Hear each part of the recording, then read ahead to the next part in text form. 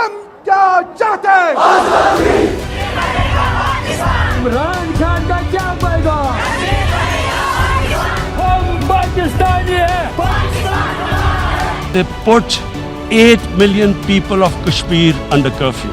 When the curfew is lifted, will be a bloodbath. Australia کے جنگلات میں لگنے والی آگ پر جانوروں کے لیے درد سے کررا اٹھنے والی منافق دنیا کے بے حس ضمیر کشمیر میں 72 سال سے ہونے والے انسانیت سوز مظالم پر خاموش تماشائی. بھارتی سفاکیت پر انسانی حقوق کے بھاشن دینے والوں کی زبانوں کو تالے لگ گئے. اقوام متحدہ کے کشمیریوں سے کیے گئے حق خود ارادیت کے وعدے کو 72 سال گزر گئے مگر وہ وفا نہ ہوا. کشمیریوں کی سرزمین پر طاقت کے نشے میں چور ہندوستانی فوج کا قبضہ اور کشمیریوں کی نسل کشی پر اقوام متحدہ نے سوائے تشویشی بیانات دینے کے عملی طور پر کچھ نہ کیا. بھارت کی قابض ظالم فوج نے مظلوم کشمیریوں پر ظلم کے وہ پہاڑ توڑے جسے بیان کرنا بھی آسان نہیں. خواتین کی عصمتیں پامال کی، نوجوانوں کو ان کے ماں باپ کے سامنے شہید کیا، کسی بچے کے سامنے اس کے باپ کو شہید کیا تو کسی بہن کے پردے کے محافظ کو اس کے سامنے مار ڈالا. لیکن سلام ہے کشمیر کی بہادر اور غیور عوام کو جنہوں نے ذلت سے جینے پر عزت سے مرنے کو فوقیت دی اور اپنی آزادی کی تحریک کو شہداء کے خون سے مزید تقویت بخشی. کشمیریوں کی حق آزادی کی جد و جہد میں پاکستان نے کبھی بھی اپنے مظلوم بہن بھائیوں کو تنہا نہیں چھوڑا. دنیا کا کوئی بھی ایوان ہو، ہر جگہ کشمیر کا مقدمہ لڑا. بالخصوص سفیر کشمیر وزیر اعظم عمران خان کی اقوام متحدہ کی تقریر کشمیری قوم کی آزادی میں سنہرے حروف میں لکھی جائے گی. Total number of security forces in Kashmir now are 900,000. And they put 8 million people of Kashmir under curfew.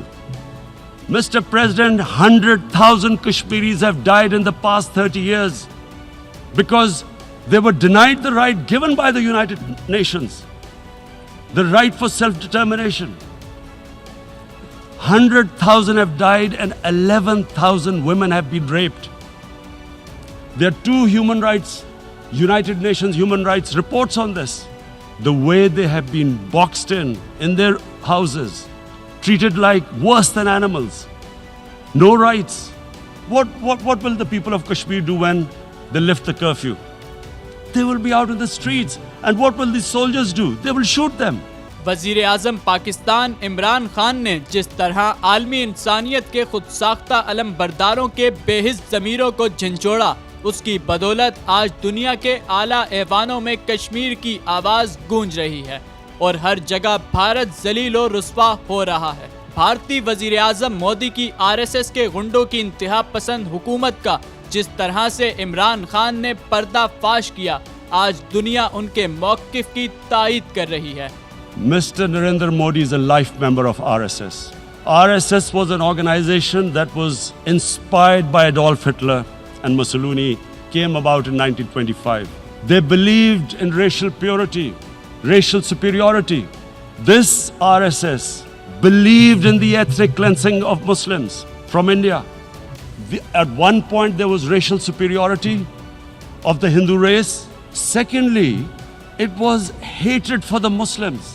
عالمی میڈیا بھارت کو انتہا پسند ریاست سے تشبیہ دے رہا ہے.